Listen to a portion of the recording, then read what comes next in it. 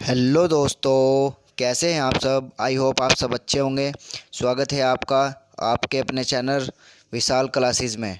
ठीक है दोस्तों, आज से हम स्टार्ट करने जा रहे हैं लूसेंट्स सामान्य ज्ञान की बुक से आपका जीके।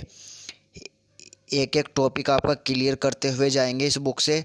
और ये बुक सभी कैंडिडेट के लिए बिल्कुल ही फंडामेंटल बुक के रूप में होती है। सभी के लिए आधार बुक मानी जाती है, चाहे कोई यूपीएससी का कैंडिडेट हो या स्टेट पीसीएस का कैंडिडेट हो या कोई ग्रुप सी का कैंडिडेट हो या ग्रुप डी का कैंडिडेट हो। सभी के लिए ये बुक अनिवार्य रूप से फंडामेंटल बुक मानी जाती है। तो इसीलिए सबसे पहले इसी बुक को हम अगर अच्छी तरीके से कर लें तो इससे आपका 70 से 80% आपके फैक्ट क्लियर हो जाते हैं। ठीक है दोस्तों, तो आज से हम स्टार्ट करने जा रहे हैं लूसेंट सामान्य ज्ञान। ठीक है, कोई भी डाउट या क्यूरी हो तो आप हमें कमेंट बॉक्स में लिखकर भेज सकते हैं। ठीक है, और जो भी चैनल पर नए हैं चैनल को सब्सक्राइब करके बेल आइकन ज़रूर प्रेस कर ले ताकि आपको आगामी वीडियो की नोटिफिकेशन टाइम टू टाइम मिल सके। ठीक है दोस्तों, तो आप अपनी बुक भी निकाल लीजिए और अंडरलाइन करते रहिए जो भी आपको अच्छा लगे, और जो मैं आपको इम्पोर्टेंट बताता हूँ उन्हें आप अंडरलाइन करते रहे ताकि आप उन्हें याद कर सकें। और आप समझने की भी कोशिश कीजिएगा ताकि आप इसे आगे से अच्छी तरीके से याद रख सकें। ठीक है दोस्तों, तो आइए आज से हम इतिहास स्टार्ट करते हैं, भारत का इतिहास। ठीक है दोस्तों, चलिए फटाफट स्टार्ट करते हैं भारत का इतिहास। भारत का इतिहास उत्तर में हिमालय से लेकर दक्षिण में समुद्र तक फैला यह उपमहाद्वीप भारत के नाम से ज्ञात है, जिसे महाकाव्य तथा पुराणों में भारतवर्ष अर्थात भरत का देश मतलब भरत के नाम पर पड़ा था। ठीक है, शकुंतला का लड़का भरत तथा यहाँ के यूनानियों को भारती अर्थात भरत की संतान कहा गया है। ठीक है दोस्तों, यहाँ के निवासियों को भारतीय अर्थात भारत की संतान कहा गया है। यूनानियों ने भारत को इंडिया तथा मध्यकालीन मुस्लिम इतिहासकारों ने इसे हिंद अथवा हिंदुस्तान के नाम से संबोधित किया। यूनानियों ने क्या कहा, इसे इंडिया, और मुस्लिम इतिहासकारों ने क्या कहा, हिंद या हिंदुस्तान के नाम से इसे संबोधित किया है। ठीक है दोस्तों, इस सीरीज में लास्ट पूरी वीडियो को एंड तक देखते रहना। लास्ट में मैं आपसे कुछ क्वेश्चन ऑब्जेक्टिव लेकर आया हूं जो इसी टॉपिक से रिलेटेड है। ठीक है, चलिए दोस्तों, भारतीय इतिहास को अध्ययन की सुविधा के लिए 3 भागों में बांटा गया है। भारतीय इतिहास को कितने भागों में बांटा गया है? 3। नंबर 1 पहला प्राचीन Bharat, ancient history, medieval history मध्यकालीन भारत, और आधुनिक भारत मॉडर्न हिस्ट्री। 3 भागों में इतिहास को बांटा गया है। कितने भागों में? 3 भागों में बांटा गया है। ठीक है दोस्तों, तो यहाँ से क्या फैक्ट निकल कर आते हैं? भारतवर्ष भरत का देश। ठीक है, दूसरा यहाँ के निवासियों को भारतीय कहा जाता है। तीसरा, यूनानियों ने भारत को इंडिया कहा। और चौथा क्या है पॉइंट, मुस्लिम इतिहासकारों ने इसे हिंद या हिंदुस्तान के नाम से संबोधित किया है। ठीक है दोस्तों, और लास्ट पॉइंट आपका यहाँ से बनता है, भारतीय इतिहास को अध्ययन की सुविधा के अनुसार कितने भागों में बांटा गया है? 3 भागों में बांटा गया है। तो ठीक है, तो आज से हम पहला भाग स्टार्ट करते हैं, प्राचीन भारत। ठीक है दोस्तों, फटाफट देखते जाइए। प्राचीन भारत, प्राचीन भारत के इतिहास के स्रोत क्या क्या हैं? इतिहास के स्रोत प्राचीन भारत के, प्राचीन भारतीय इतिहास के विषय में जानकारी मुख्यतः 4 स्रोतों से मिलती है। कितने स्रोतों से मिलती है? जो प्राचीन भारत था उस वह 4 स्रोतों पर आधारित है। नंबर 1 धर्म ग्रंथ, जो हमारे पुराने धर्म ग्रंथ है वहाँ से मिलती है जानकारियाँ। ऐतिहासिक ग्रंथ, जो ऐतिहासिक ग्रंथ है पुराने, वहाँ से कुछ जानकारियाँ प्राप्त होती है। हमारे देश में जो विदेशी आए उनका विवरण, वे अपनी पुस्तक लिख कर गए, उनका विवरण मिलता है। और पुरातत्व संबंधित साक्ष्य, जो तत्व माफ़ी चाहता हूँ दोस्तों, जो तत्व संबंधित साक्ष्य हैं वहाँ से प्राप्त हुए। मतलब 4 चीज़ों से, धर्म ग्रंथ, ऐतिहासिक और विदेशियों का विवरण और पुरातत्व संबंधित साक्ष्यों से जो हमें साक्ष्य प्राप्त हुए हैं वही सभी प्राचीन इतिहास में रखे गए हैं। ठीक है, नेक्स्ट आगे चलते हैं। देखिए दोस्तों आप अपनी अगर बुक से पढ़ेंगे और मेरे साथ चलते रहेंगे तो यह बुक आपकी मैं कवर करवा दूंगा। ठीक है, धर्म ग्रंथ एवं ऐतिहासिक ग्रंथ से मिलने वाली महत्वपूर्ण जानकारियाँ, जो हमारे धर्म ग्रंथ थे उनसे, जैसे महाभारत रामायण, उनसे क्या जानकारियाँ मिली। भारत का सर्वप्राचीन धर्म ग्रंथ वेद है, जिसके संकलनकर्ता महर्षि हैं कृष्ण देवपायन वेदव्यास को माना जाता है। वेद 4 हैं। कितने हैं? 4। पहला ऋग्वेद, यजुर्वेद, सामवेद और अर्थवेद।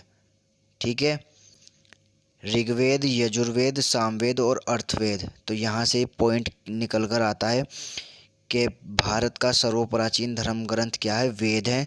और वेद कितने हैं? 4 हैं। Number 1 Rigveda, number 2 Yajurveda, number 3 Samaveda, number 4 Atharvaveda. ठीक है दोस्तों, चलिए नेक्स्ट आगे बढ़ते हैं। ऋग्वेद ऋग्वेद पहला वेद कौन सा है? ऋग्वेद। रचाओं के क्रमबद्ध ज्ञान के संग्रह को ऋग्वेद कहते हैं। रचाओं के क्रमबद्ध ज्ञान के संग्रह को ऋग्वेद कहते हैं। इसमें 10 मंडल है और 1028 क्या है? सूक्त। ये भी याद कर लीजिए आप। और 10,462 रचाएं हैं। ठीक है दोस्तों, इस वेद के रचाओं के पढ़ने वाले ऋषि को होर्त कहते हैं। क्या कहते हैं? होर्त। इतिहास के बारे में जानकारियाँ मिलती है, ये याद कर लीजिएगा आप। 1028 सूक्त हैं। ठीक है, ये देखिए नेक्स्ट इम्पोर्टेंट है। विश्वामित्र द्वारा रचित ऋग्वेद के 3 मंडल में सूर्य देवता सावित्री को समर्पित प्रसिद्ध गायत्री मंत्र, इसके 9वें मंडल में देवता सोम का उल्लेख है। तो यहाँ से पॉइंट ये क्लियर होकर आता है कि ऋग्वेद के रचयिता कौन है? विश्वामित्र। ठीक है, ऋग्वेद के कौन से मंडल में गायत्री मंत्र मिलता है? 3 मंडल में। और गायत्री मंत्र किस वेद से प्राप्त होता है? तो आप ध्यान रखेंगे ऋग्वेद से प्राप्त होता है। ठीक है दोस्तों, चलिए नेक्स्ट। इसके 8वें मंडल की हस्तलिखित रचनाओं को खिल कहा जाता है। ठीक है, ये भी याद रखिए, ये भी इम्पोर्टेंट है। हस्तलिखित रचनाओं को क्या कहा जाता है? खिल कहा जाता है। नेक्स्ट, जिसके अनुसार 4 वर्ण ब्राह्मण 10वें मंडल में वर्णित पुरुष सूक्त हैं, जिसके अनुसार 4 वर्ण, हमारे पूरे समाज को 4 वर्णों में बांटा था। जिसे एक वर्ण जो सबसे ऊंचा वर्ण था वो था ब्राह्मण, उसके बाद क्षत्रिय, उसके बाद वैश्य तथा उसके बाद क्या था? शूद्र। आदि पुरुष ब्राह्मणों के क्रमशः, मतलब इनकी जो तुलना थी, जैसे हमारे पूरे समाज को 4 वर्णों में बांटा। दोस्तों चलो समझिएगा, 4 वर्णों में हमारे पूरे समाज को बांट दिया। पहला क्या था? ब्राह्मण। 4 में बांट दिया, 1 2 3 और 4। पहला क्या था? ब्राह्मण। दूसरा क्या था? क्षत्रिय। तीसरा वैश्य और चौथा क्या था? शूद्र। तो इनकी तुलना की गई है हमारे शरीर से। पहला जो ब्राह्मण है वो उसे तो कहा गया है मुख से तुलना की गई। भुजाओं से क्षत्रिय की तुलना की गई है। ठीक है दोस्तों, और जंघाओं से तुलना की गई है वैश्य की, और चरणों से किसकी व्याख्या की गई है? शूद्र की। ठीक है, ये भी आप याद कर ले। चलिए नेक्स्ट, नोट में क्या लिखा गया है? धर्मसूत्र 4 प्रमुख जातियों की स्थितियों, व्यवसाय, दायित्व और कर्तव्यों का विशेषाधिकार स्पष्ट विभेद करता है। कुछ नहीं है, आगे चलो। ईसा पूर्व एवं ईसवी वर्तमान में प्रचलित ग्रेगोरियन कैलेंडर है। ग्रेगोरियन, यही याद कर लीजिए, वर्तमान में प्रचलित ग्रेगोरियन कैलेंडर है जो प्रचलन में है। ठीक है, अब ये भी समझा दूँ आपको, बीसी और एडी क्या है। BC before the birth of जस्टिस क्रिस्ट, यानी कि बिफोर, और ये एडी। बीसी ईसा पूर्व है, मतलब जहाँ से कैलेंडर स्टार्ट हुआ था उसके 0 ईस्वी से पहले का जो समय था वो बीसी कहलाता है, और जो बाद का समय है वो क्या कहलाता है? एडी। ठीक है, आफ्टर, देखिए एनो डोमिनी ठीक है दोस्तों, यहाँ ये आप अंडरलाइन कर लीजिए जो भी आपको इम्पोर्टेंट लगे और इसे याद जरूर कीजिएगा। ठीक है, अब इधर आ जाइए आप।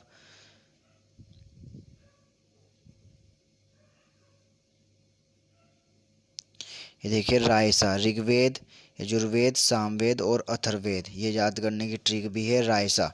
ठीक है, इसके बाद हम चलते हैं। ऋग्वेद में इंद्र के लिए 250 तथा अग्नि के लिए 200 रचनाओं की रचना की गई है। ऋग्वेद में इंद्र के लिए कितनी की गई है? 250, और अग्नि के लिए कितनी की गई है? 200। ठीक है।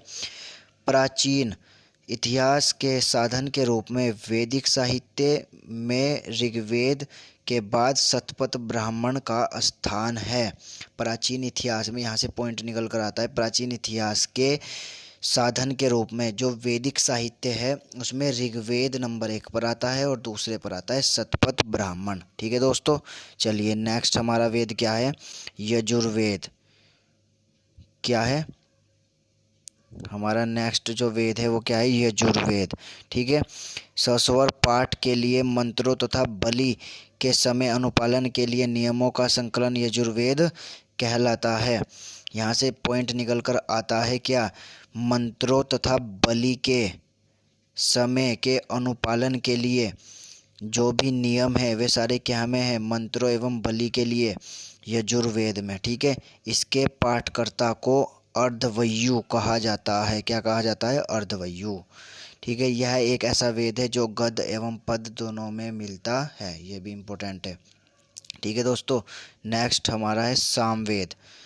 सामवेद यह गाई जा सकने वाली रचाओं का संकलन है। गाई जा सकने वाली रचाओं का संकलन किस में है? सामवेद में। ठीक है। इसे भारतीय संगीत का जनक भी कहा जाता है। सामवेद को सैसे संगीत, सैसे सामवेद, तो आप याद कर लेंगे सैसे संगीत, सैसे सामवेद। भारतीय संगीत का जनक कौन से वेद को कहा जाता है? सामवेद को। किसे कहा जाता है? सामवेद। बिल्कुल याद कर लेंगे। ठीक है दोस्तों, चलिए अथर्ववेद। अथर्ववेद नेक्स्ट है आपका लास्ट, अथर्ववेद। ऋषि द्वारा रचित, अथर्व ऋषि द्वारा रचित इस वेद में रोग निवारण, तंत्र मंत्र, जादू टोना, श्राप, वशीकरण, आशीर्वाद, अनुसंधान, विवाह, प्रेम, अंधविश्वास, ये सभी अर्थवेद कन्याओं के जन्म की निंदा करता है। ये सभी अर्थवेद में है। जादू टोना, अनुसंधान, विवाह, प्रेम, अंधविश्वास सभी अथर्ववेद में है। और यहाँ से पॉइंट निकल कर आता है किस ऋषि ने इसकी रचना की थी? अथर्व ऋषि ने ही की थी। ठीक है, ये भी इम्पोर्टेंट है यहाँ पर बहुत ज़्यादा। क्या है ये? विष्णु पुराण मौर्य वंश से संबंधित है। मत्स्य पुराण आंध्र सातवाहन से संबंधित है। वायु पुराण क्या से संबंधित है? गुप्त वंश से। वायु पुराण गुप्त वंश से। ठीक है दोस्तों, चलिए नेक्स्ट आगे चलते हैं। दोस्तों जो भी चैनल पर नए हैं चैनल को सब्सक्राइब कर ले ताकि आपको नोटिफिकेशन टाइम से मिल सके, तो आप अपनी तैयारी को आगे बढ़ा सकें। ठीक है। सबसे प्राचीन वेद ऋग्वेद एवं सबसे बाद का वेद कौन सा है? अथर्ववेद। सबसे बाद का वेद अथर्ववेद। अभी मैंने बताया है आपको रायसा, आप याद कर ले रायसा। ऋग्वेद, यजुर्वेद, सामवेद और अथर्ववेद। लास्ट का वेद क्या है? अथर्ववेद। ठीक है। चलिए नेक्स्ट, पुराणों में मिलता है, इनकी संख्या 8 है। ठीक है, कुछ नहीं, आगे चलो। पुराणों में मत्स्य पुराण सबसे प्राचीन एवं प्रमाणिक है। ये भी आप याद कर ले, पुराणों में मत्स्य पुराण एवं सबसे प्राचीन एवं प्रमाणिक है। ठीक है। अधिकतर पुराण सरल संस्कृत श्लोक में लिखे गए हैं। स्त्रियां तथा शूद्र जिन्हें वेद पढ़ने की अनुमति नहीं थी वे भी पुराण सुन सकते थे लेकिन पढ़ने की अनुमति नहीं थी। दोस्तों जो मैं अंडरलाइन कर रखा है आप उस पर ज़्यादा गौर दीजिए, बाकी ठीक है, बाकी आप अपने अनुसार देख सकते हैं। स्त्री की सर्वाधिक गिरी हुई स्थिति मैत्रेयनी संहिता से प्राप्त होती है, जिसमें जुआ और शराब की भांति स्त्रियों को पुरुष का तीसरा मुख्य दोष बताया गया है। ठीक है दोस्तों, नेक्स्ट, शतपथ ब्राह्मण में स्त्री को पुरुष का अर्धांगिनी कहा गया है। शतपथ किसमें स्त्री को पुरुष की अर्धांगिनी कहा गया है? शतपथ ब्राह्मण में। नेक्स्ट, स्मृति ग्रंथ में सबसे प्राचीन एवं प्रमाणिक मनुस्मृति को माना जाता है। यह शुंग काल का मानक ग्रंथ है। ठीक है दोस्तों, जातक में बुद्ध की पुनर्जन्म की कहानी है, हीनयान कुछ नहीं है। ठीक है दोस्तों, आगे चलो, नेक्स्ट चलते हैं। नेक्स्ट ये देखिए दोस्तों, एक पुस्तक है बहुत ही बढ़िया, कल्पसूत्र, जिसके रचयिता कौन है? भद्रबाहु। कल्पसूत्र भी आप याद कर लेंगे, जिसके रचयिता कौन है? भद्रबाहु। जैन साहित्य को आगम कहा जाता है। जैन का प्रारंभिक इतिहास किससे मिलता है? कल्पसूत्र से ज्ञात होता है, और जिसके रचयिता कौन है? भद्रबाहु। ठीक है। नेक्स्ट, अर्थशास्त्र के लेखक चाणक्य, जिनका अन्य नाम क्या है? कौटिल्य या विष्णुगुप्त भी कहा जाता है। यह 15 अधिकरणों एवं 180 प्रकरणों में विभाजित है। आप सिंपली ये याद रखेंगे कि अर्थशास्त्र के लेखक कौन है? चाणक्य, और जिनका उपनाम क्या है? कौटिल्य या विष्णुगुप्त। ठीक है। और एक चीज़ और याद रखेंगे कि प्रथम राजनीतिक पुस्तक कौन सी है? अर्थशास्त्र।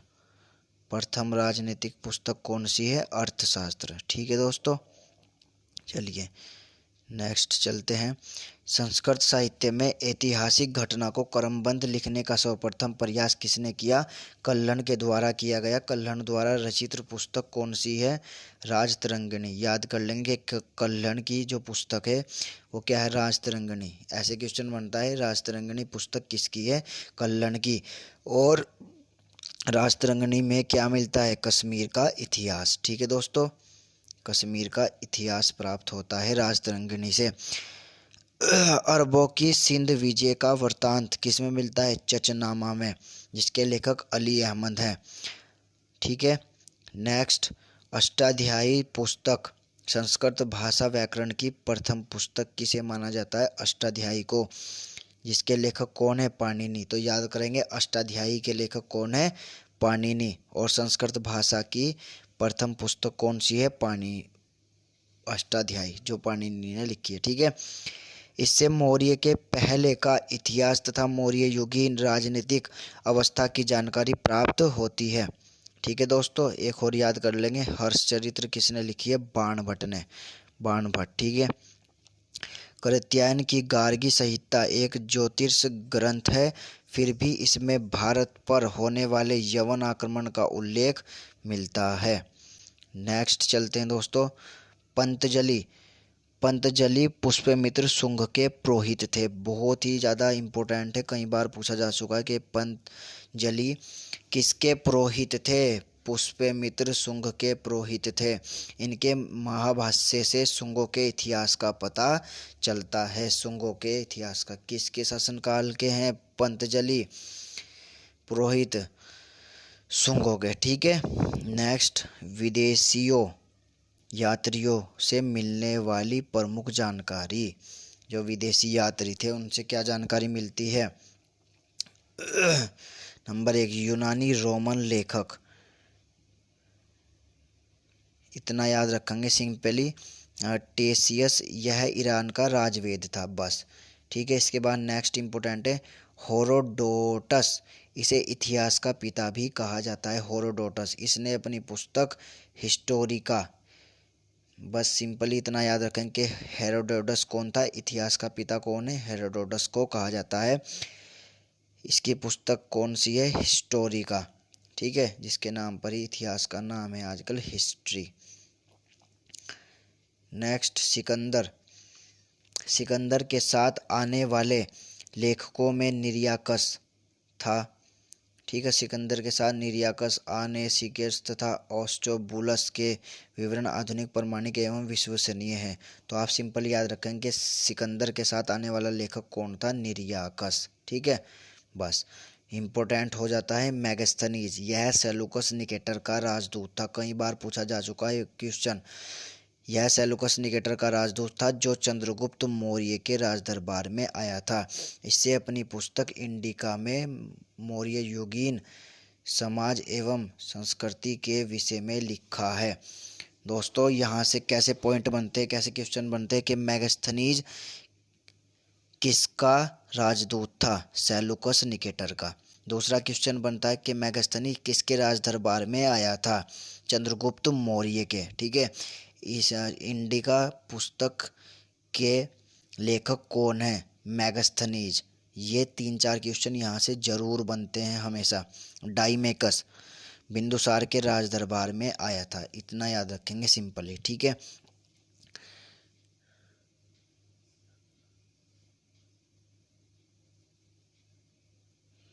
टोलमी, इसने दूसरी शताब्दी में भारत का भूगोल नामक पुस्तक लिखी। टोलमी, टोलमी, टोलमी, ये भी क्वेश्चन आया हुआ है। इसने दूसरी शताब्दी में भारत का भूगोल पुस्तक किसने लिखी? टोलमी ने। ठीक है। तो याद करने की ट्रिक क्या है? टॉल, टाल मतलब हम टाल देते हैं किसी भी चीज़ को, तो भारत के भूगोल को हम टाल देते हैं। जब हम भारत का भूगोल पढ़ने बैठते हैं तो उसे हम क्या कर देते हैं? टाल देते हैं। तो इसलिए वहाँ से हम क्या याद किया? टोलमी। टोलमी ने क्या लिखा? भारत का भूगोल। प्लिनी, प्लिनी, प्लिनी ने कौन सी पुस्तक लिखी? Natural history. अब हम हिस्ट्री के बारे में बात करते तो हिस्ट्री में सब कुछ प्लेन था। जब कई वर्षों पूर्व की बात करें तो सब कुछ प्लेन था, तो उसी से आप ट्रिक से याद करेंगे प्लेनी, तो प्लेन यानी कि हिस्ट्री, नेचुरल हिस्ट्री, बस सिंपली इतना याद करेंगे। ठीक है। आगे बढ़ते हैं। फैयान, यह चीनी यात्री गुप्त नरेश चंद्रगुप्त द्वितीय के दरबार में आया था। यह भी इम्पोर्टेंट है। फैयान किसके दरबार में आया था? चंद्रगुप्त द्वितीय के। फैयान कहाँ से आया था? चीन से। ठीक है। बस सिंपली इतना याद करेंगे। इसने मध्य प्रदेश की जनता को सुखी एवं समृद्ध बताया है। ठीक है दोस्तों, चलिए आगे बढ़ते हैं। दोस्तों कैसी लगी आपको ये सीरीज़? और कोई भी आपका सब कुछ आपको निःशुल्क प्रोवाइड कराया जाएगा मेरे चैनल पर, विशाल क्लासेस पर। और आपको जो भी कमेंट हो या क्यूरी हो, क्वेश्चन हो, आप कमेंट बॉक्स में पूछ सकते हैं। और आप जो भी चैनल पर नए हैं, चैनल को प्लीज़ सब्सक्राइब एवं लाइक कर लें तथा चैनल को अधिक से अधिक शेयर ज़रूर करें। ठीक है। इतनी मेहनत करते हैं दोस्तों आपके लिए, तो एक लाइक तो बनता है दोस्तों। ठीक है। चलिए दोस्तों, संयोगन, ये 518 में भारत आया था बौद्ध धर्म की प्राप्ति के लिए। ठीक है। इम्पोर्टेंट कौन सा हो जाता है? ह्वेनसोंग, जिससे कई बार क्वेश्चन बनाए। ह्वेनसोंग किसके शासनकाल में भारत आया? हर्षवर्धन के शासनकाल में भारत आया। ह्वेनसोंग 629 ईस्वी में चीन से भारतवर्ष के लिए प्रस्थान किया। ठीक है। और भारत में 15 वर्षों तक ठहर कर 645 ईस्वी में चीन लौट गया। वह बिहार में नालंदा जिला स्थित नालंदा विश्वविद्यालय में अध्ययन करने के लिए भारत से बौद्ध ग्रंथों को एकत्रित करने के लिए आया था।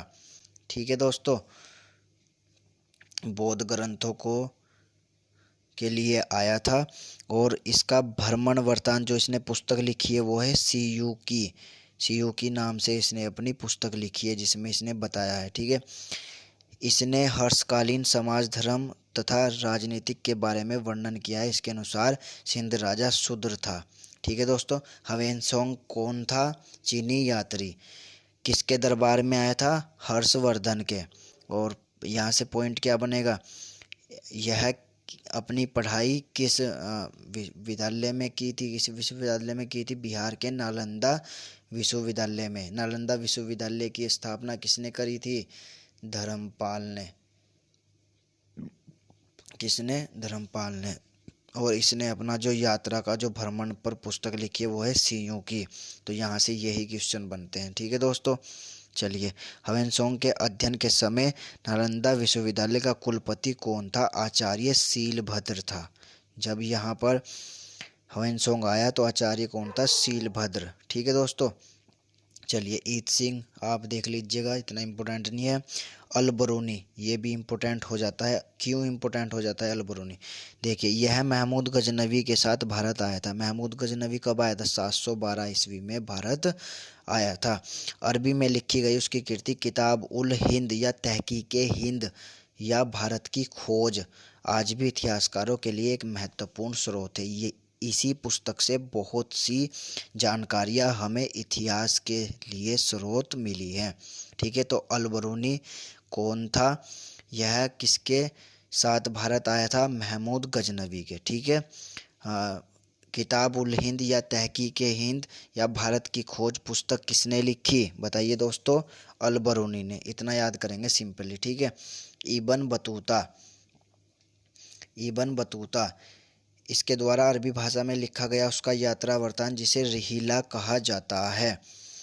1333 में दिल्ली पहुंचने पर इसकी विद्वानता से प्रभावित होकर सुल्तान मोहम्मद बिन तुगलक ने उसे दिल्ली का काजी या न्यायाधीश नियुक्त कर दिया था। तो यहाँ से क्वेश्चन बनता है, मोहम्मद बिन तुगलक ने किसे दिल्ली का काजी या न्यायाधीश नियुक्त किया? इब्न बतूता को। ठीक है। चलिए दोस्तों वीडियो अच्छी लगे तो लाइक करना, और हमारे चैनल पर नए हैं तो चैनल को सब्सक्राइब कर ले। यहाँ पर आपको सब कुछ फ्री ऑफ कॉस्ट प्रोवाइड होता है। ठीक है दोस्तों। पुरातत्व संबंधित साक्ष्य से मिलने वाली जानकारी। 1400 ईसा पूर्व के अभिलेख विराज कोई कुछ नहीं। आगे चलते हैं। सर्वप्रथम भारतवर्ष का जिक्र हाथी गुम्फा अभिलेख में मिलता है। बहुत ज़्यादा इम्पोर्टेंट। सर्वप्रथम भारतवर्ष का जिक्र हाथी गुम्फा अभिलेख में मिलता है। सर्वप्रथम दुर्भिक्ष की जानकारी देने वाला अभिलेख सोहगोरा अभिलेख है। नेक्स्ट, सर्वप्रथम भारत पर होने वाले हूण आक्रमण की जानकारी भीतरी स्तंभलेख में मिलती है। ठीक है। तो यहाँ से सिंपली आप ये याद करेंगे कि सर्वप्रथम भारत का जिक्र किस में मिलता है? हाथी गुम्फा अभिलेख में। ठीक है। बस और ज़्यादा कुछ नहीं याद करना है। अभी एक ये याद करेंगे, सती प्रथा का पहला लिखित साक्ष्य एरन अभिलेख जो किसके शासनकाल का है? भानुगुप्त से प्राप्त होता है। सती प्रथा का पहला उल्लेख एरन अभिलेख से प्राप्त होता है। और सती प्रथा का अंत भारत में कब हुआ दोस्तों? 1829 में। किसके प्रयासों से? राजा राम मोहन राय। गवर्नर जनरल कौन था उस टाइम पर? किसने किया? William betting. विलियम बेटिंग ने सती प्रथा को समाप्त किया 1829 में राजा राम मोहन के प्रयासों से, और विलियम बेटिंग ने इसको समाप्त किया। किसे? सती प्रथा को। ठीक है दोस्तों। और सती प्रथा का प्रथम उल्लेख कहाँ मिलता है? एरन अभिलेख में। ये भी याद करेंगे। ठीक है। चलिए नेक्स्ट चलते हैं दोस्तों। इसमें बने रहिए आप वीडियो में। लास्ट में आपको क्वेश्चन प्रोवाइड किए जाएंगे। ऑब्जेक्टिव क्वेश्चन दे रखे हैं इसमें लास्ट में मैंने। ठीक है। सभी को लगाएंगे। रेशम बुनकर की श्रेणियों की जानकारी मंदसौर अभिलेख से प्राप्त होती है। रेशम बुनकरों की। नेक्स्ट, कश्मीरी नवपाषाणिक पुरास्थल बुजुर्गहोम से मानव प्लस कुत्ता गर्तावास गड्ढे का साक्ष्य मिला है। इनमें उतरने के लिए सीढ़ियाँ होती थी। यहाँ से क्या पॉइंट बनता है कि मानव के साथ कुत्ते को दफनाने के साक्ष्य कहाँ से प्राप्त होते हैं? बुर्ज़होम से। बुर्ज़होम नामक स्थल कहाँ पर स्थित है? कश्मीर में। ठीक है।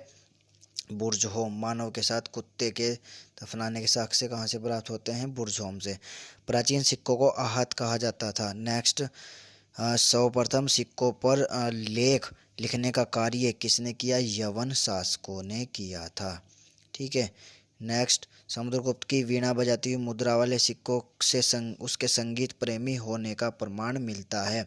तो यहाँ से आपको पॉइंट याद करना है कि समुद्रगुप्त क्या था? एक संगीत प्रेमी। ठीक है।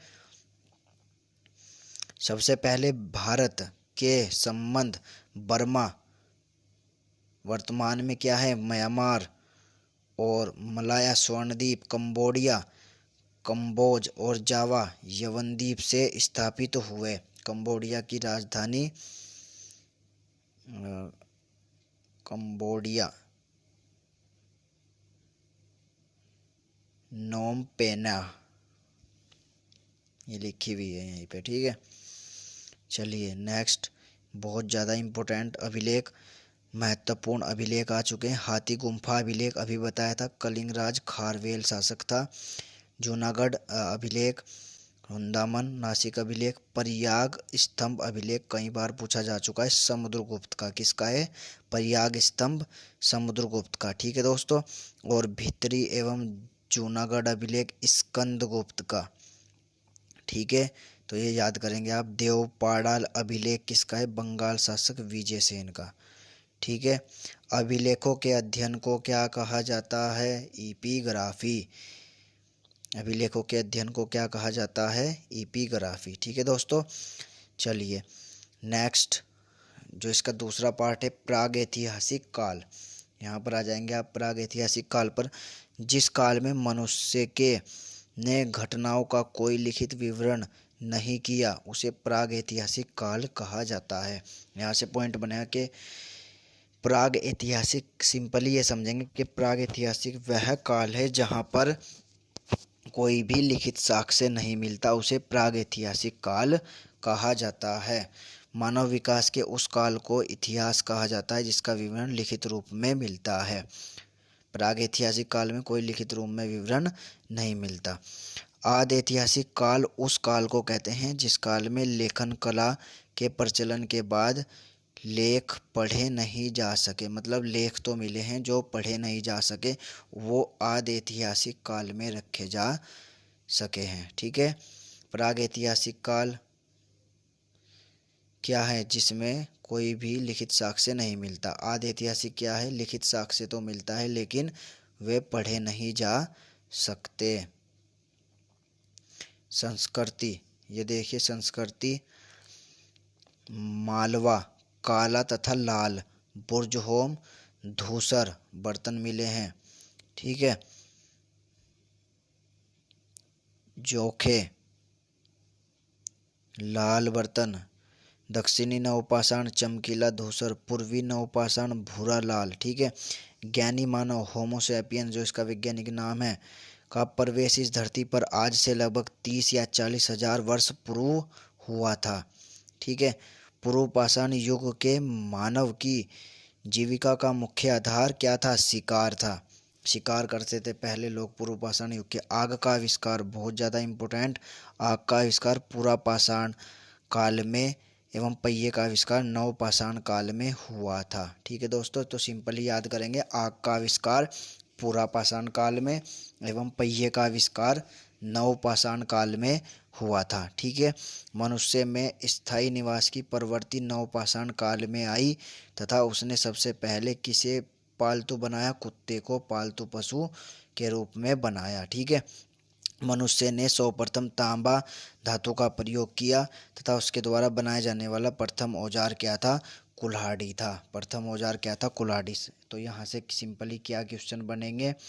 पूर्व पाषाण युग में मतलब मुख्य आधार क्या था मानव का? जीविका का शिकार। ठीक है। आग का आविष्कार किस काल में हुआ? पूरा पाषाण काल में। पहिए का आविष्कार नव पाषाण काल में। ठीक है। सबसे पहले किस पालतू बनाया? कुत्ते को पालतू बनाया। ठीक है दोस्तों। और मनुष्य ने सर्वप्रथम किस धातु का प्रयोग किया? तांबे का। और कौन सा औजार बनाया? कुल्हाड़ी। ये सभी आप याद कर लेंगे। कृषि का आविष्कार, कृषि का आविष्कार नवपाषाण काल में हुआ। कृषि का आविष्कार कब हुआ? नवपाषाण काल में। और तभी नवपाषाण काल में पहिए का आविष्कार हुआ। प्रागैतिहासिक अन्न उत्पादन स्थल मेहरगढ़, जो पश्चिमी बलूचिस्तान में अवस्थित है, जो अब पाकिस्तान में है, मेहरगढ़। कृषि के लिए अपनाई गई सबसे प्राचीन फसल गेहूँ, पहली फसल एवं जौ थी। दोस्तों अगर एग्ज़ाम में आए कि पहली फसल कौन थी, जौ या गेहूँ? ठीक है। अगर जौ ऑप्शन में, वैसे तो आप जौ लगाएंगे। ठीक है, जौ, क्योंकि यूपीएससी ने जौ को सही माना है। ठीक है। कृषि का प्रथम उदाहरण मेहरगढ़ से प्राप्त हुआ है। कहाँ से? मेहरगढ़ से प्राप्त हुआ है। कृषि का प्रथम उदाहरण कहाँ से प्राप्त हुआ है? मेहरगढ़ से। और एक क्वेश्चन क्या बनता है यहाँ से? सबसे प्राचीन फसल कौन सी मानी गई है? आप गेहूँ नहीं, जौ को प्राथमिकता देंगे, उसके बाद गेहूँ को प्राथमिकता देंगे। ठीक है। चलिए दोस्तों, इसके बाद वीडियो को पूरी देखिए, बाद में आपको ऑब्जेक्टिव क्वेश्चन भी दिए हैं जिन्हें आप लगाएंगे। ठीक है। रॉबर्ट ब्रूसफुट पहले व्यक्ति थे जिन्होंने 1863 में भारत में पूरा पाषाणकालीन औजारों की खोज की थी। किसने की थी? रॉबर्ट ब्रूसफुट ने। रॉबर्ट ब्रूस फुट ने पहले व्यक्ति थे जिन्होंने 1863 में औजारों की खोज की थी, याद कर लेंगे। भारत का सबसे प्राचीन नगर कौन सा है? मोहनजोदाड़ो। सिंधी भाषा में जिसका अर्थ है मृतकों का टीला। ठीक है, मोहनजोदड़ो का अन्य नाम क्या है? मृतकों का टीला। और भारत का सबसे प्राचीन नगर किसे माना जाता है? मोहनजोदाड़ो। ठीक है दोस्तों, चलिए नेक्स्ट चलते हैं। भारत में मनुष्य संबंधित सबसे पहला प्रमाण नर्मदा घाटी में मिलता है। कहाँ मिलता है? नर्मदा घाटी में। सबसे पहला मनुष्य के पैदा होने का जो प्रमाण मिलता है वो नर्मदा घाटी में मिलता है। नर्मदा नदी कहाँ से निकलती है? मध्य प्रदेश के अमरकंटक से। भारतीय नागरिक सेवा के अधिकारी रिजले प्रथम व्यक्ति थे जिन्होंने प्रथम बार वैज्ञानिक आधार पर भारत की जनसंख्या का प्रजातीय विभेदीकरण किया। और दोस्तों यहाँ से सबसे मेन क्वेश्चन क्या बनता है? भारत में मनुष्य संबंधी सबसे पहला प्रमाण कहाँ से मिलता है? नर्मदा घाटी से। ठीक है, एक क्वेश्चन ये है कि मनुष्य सबसे पहले कहाँ से प्रमाण मिलते हैं? सबसे पहले कहाँ से मिले हैं? अफ्रीका से। और भारत में महाराष्ट्र भारत से प्रमाण मिलते हैं। ठीक है दोस्तों, ये हमारा तीसरा पॉइंट है सिंधु सभ्यता। ये हम कल डिस्कशन करेंगे नेक्स्ट वीडियो में। सिंधु सभ्यता पूरा टॉपिक करेंगे क्लियर सिंधु सभ्यता का, और इससे ऑब्जेक्टिव भी हम लास्ट में लगाएंगे। ठीक है, तो आज जो भी हमने पढ़ा है उसके ऑब्जेक्टिव में लेकर आया हूँ। चलिए आइए ऑब्जेक्टिव करते हैं। ठीक है दोस्तों, अपना देखिए कि आप ऑब्जेक्टिव कैसे करते हैं। ठीक है, आपका आई होप आपका ये टॉपिक क्लियर हुआ होगा। ठीक है, रॉबर्ट ब्रूस फुट थे एक, कौन थे? भूगर्भ वैज्ञानिक और पुरातत्वविद दोनों थे हैं। ठीक है, ए एंड बी। देखिए दोस्तों, यूपी लोअर सब में पूछा गया है प्री में। ठीक है, नेक्स्ट क्वेश्चन। कोपेनहेगन संग्रहालय की सामग्री से पाषाण, कांस्य और लौह युग का त्रियुगीन विभाजन किया गया था। किसने किया था? थॉमसन ने। ये आप याद कर लेंगे, जो क्वेश्चन लुसेंट में नहीं है वे आप यहाँ से याद कर लेंगे। ठीक है, उत्खनन प्रमाणों के अनुसार पशुपालन का प्रारंभ हुआ था।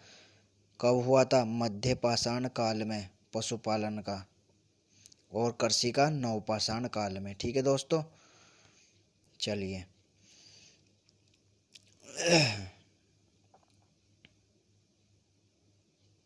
ये बताइए, मध्य पाषाणिक प्रसंग में पशुपालन के प्रमाण जहाँ से मिले हैं वह स्थान है। पशुपालन के प्रमाण कहाँ से मिले हैं? आदमगढ़ से। और कृषि के मेहरगढ़ से। ठीक है, निम्न में से किस स्थल से हड्डी के उपकरण प्राप्त हुए हैं? महदरा से। देखिए दोस्तों, हड्डी के उपकरण महदरा से। मध्य पाषाणकालीन महदरा उत्तर प्रदेश के प्रतापगढ़ जिले में स्थित है। से बड़ी मात्रा में हड्डी एवं सींग निर्मित उपकरण प्राप्त हुए हैं। तो महदरा कहाँ है? उत्तर प्रदेश के प्रतापगढ़ जिले में। हड्डी से निर्मित आभूषण भारत में मध्य पाषाण काल के संदर्भ में प्राप्त हुए हैं। कहाँ से? महदरा से प्राप्त हुए हैं, जो यूपी में है। ठीक है, ऑप्शन नंबर बी याद कर लीजिए ने दोस्तों। ठीक है, एक ही कब्र से 3 मानव कंकाल निकले हैं। कहाँ से? दमदमा से। एक ही कब्र से 3 मानव कंकाल निकले हैं दमदमा से। ठीक है, तो याद कर लेंगे ऑप्शन नंबर बी। ठीक है, चलिए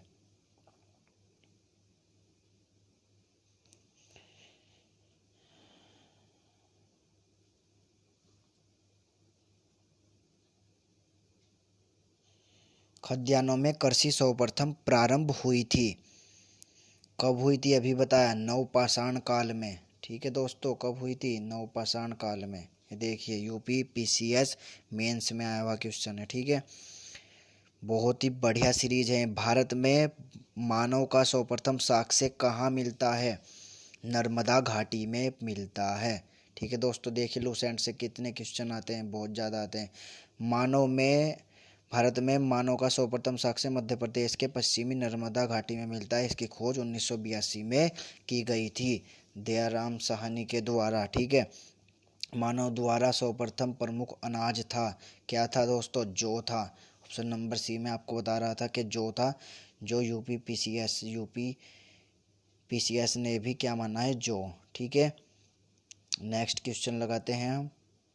क्वेश्चन नंबर 11, भारतीय उपमहाद्वीप में कृषि के प्राचीनतम साक्ष्य प्राप्त हुए हैं। कहाँ से प्राप्त हुए हैं कृषि के प्राचीनतम साक्ष्य?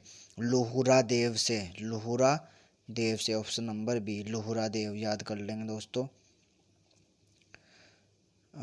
उस स्थल का नाम बताइए जहाँ से प्राचीनतम स्थायी जीवन के प्रमाण मिलते हैं। प्राचीनतम स्थायी जीवन के प्रमाण कहाँ से मिलते हैं? मेहरगढ़ से। ठीक है, नेक्स्ट क्वेश्चन चलते हैं। भारतीय उपमहाद्वीप में कृषि के प्राचीनतम साक्ष्य कहाँ से प्राप्त होते हैं? कृषि के जो प्राचीनतम साक्ष्य हैं वो मेहरगढ़ से प्राप्त होते हैं। भारतीय उपमहाद्वीप में कृषि के प्राचीनतम साक्ष्य कहाँ से प्राप्त होते हैं? मेहरगढ़। रिपीटेड क्वेश्चन है दोस्तों, याद जरूर कर लीजिएगा। बहुत बेनिफिशियल ये सीरीज है। जो भी चैनल पर नए हैं चैनल को सब्सक्राइब जरूर कर लें। निम्नलिखित में से किसको चालकोलिथिक युग भी कहा जाता है?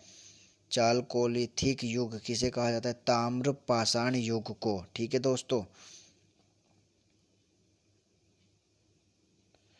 निम्न में से किस एक पुरास्थल से पाषाण संस्कृति से लेकर हड़प्पा सभ्यता तक के सांस्कृतिक अवशेष प्राप्त हुए हैं? मेहरगढ़। ठीक है, नवदा टोली का उत्खनन किसने किया था? नवदा टोली का उत्खनन किसने किया था? नवदा टोली का उत्खनन किसने किया था बताइए? एच डी सांकलिया ने किया था। नवदा टोली किस राज्य में अवस्थित है? मध्य प्रदेश में। फटाफट लगाइए क्वेश्चन। वृहत पाषाण स्मारकों की पहचान की गई है मृतक को दफनाने के स्थान के रूप में। ठीक है, राख का टीला निम्नलिखित किस नवपाषाणिक स्थल से संबंधित है? संगन कल्लू से। राख का टीला संगन कल्लू।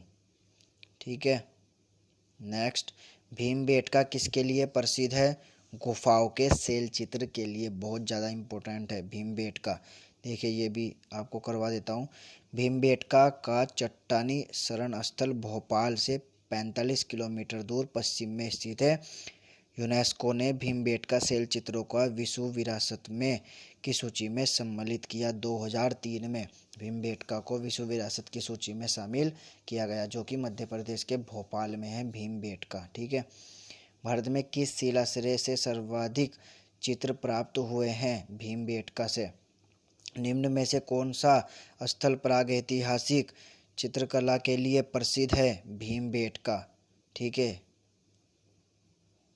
मध्य प्रदेश के रायसेन जिले में स्थित है भीमबेटका। ठीक है दोस्तों, चलिए भीमबेटका की गुफा कहाँ स्थित है? रायसेन जिले में। ठीक है, गैरिफ मद्रभांड पात्र का नामकरण हुआ था हस्तिनापुर में।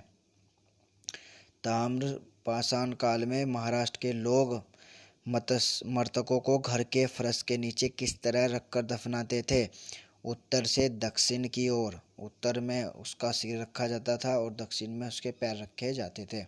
ठीक है, निम्नलिखित में से किस स्थल से मानव कंकाल के साथ कुत्ते का कंकाल भी सावधान से प्राप्त हुआ है? बुर्ज होम, जो कि कहाँ है? जम्मू कश्मीर में स्थित है। ठीक है दोस्तों, चलिए नेक्स्ट, निम्न में से किस स्थान पर मानव के साथ कुत्ते के दफनाए जाने के साक्ष्य मिलते हैं? बुर्ज होम से। गर्त आवास के साक्ष्य कहाँ से मिलते हैं? गर्त आवास बुर्ज होम से। विंध्य क्षेत्र के किस शैलाश्रय से सर्वाधिक मानव कंकाल मिले हैं? लेखहिया से। लेखहिया। भारतीय पुरातत्व सर्वेक्षण निम्नलिखित विभागों में से किसका कार्यालय है? संस्कृति का पुरातत्व सर्वेक्षण संस्कृति के अधीन आता है। ठीक है दोस्तों, चलिए नेक्स्ट लास्ट क्वेश्चन, राष्ट्रीय मानव संग्रहालय कहाँ पर स्थित है? बहुत ज़्यादा इंपॉर्टेंट क्वेश्चन है। राष्ट्रीय मानव संग्रहालय कहाँ पर स्थित है? भोपाल में, जिसका अब नाम बदलकर क्या कर दिया गया है? राष्ट्रीय मानव संग्रहालय, इसका नाम बदलकर इंदिरा गांधी राष्ट्रीय मानव संग्रहालय कर दिया गया है। भोपाल के मध्य प्रदेश में स्थित है। तो क्या याद करेंगे? राष्ट्रीय मानव संग्रहालय कहाँ है? भोपाल। यह भारत सरकार के संस्कृति विभाग के अंतर्गत आता है। ठीक है, राष्ट्रीय मानव संग्रहालय कहाँ स्थित है? मध्य प्रदेश के भोपाल में, जिसका नाम 1983 में बदलकर क्या कर दिया गया? इंदिरा गांधी राष्ट्रीय मानव संग्रहालय कर दिया गया। ठीक है दोस्तों, कल का हमारा टॉपिक क्या है लूसेंट में? सिंधु सभ्यता एवं संस्कृति। तो कल हम सिंधु सभ्यता को डिस्कस करेंगे और इसके सभी ऑब्जेक्टिव क्वेश्चनों को डिस्कस कर लेंगे। ठीक है, आई होप ये सीरीज़ आपको बहुत अच्छी लगी होगी, ये वीडियो। और जो भी चैनल पर नए हैं, चैनल को सब्सक्राइब कर ले दोस्तों।